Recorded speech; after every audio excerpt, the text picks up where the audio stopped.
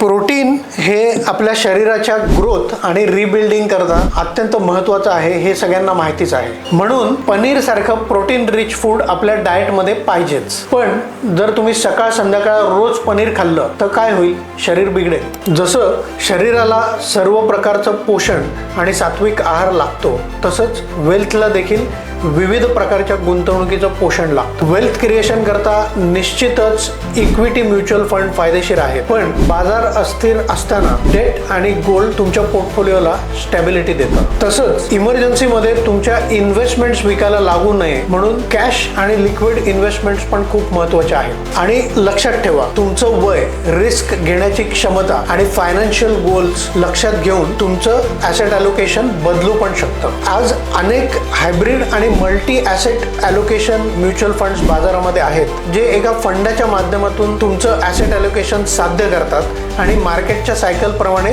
ते asset allocation change पण करतात. शरीरासाठी संतुलित आहार आणि वेल्थसाठी संतुलित पोर्टफोलिओ म्हणजेच ॲसेट ॲलोकेशन.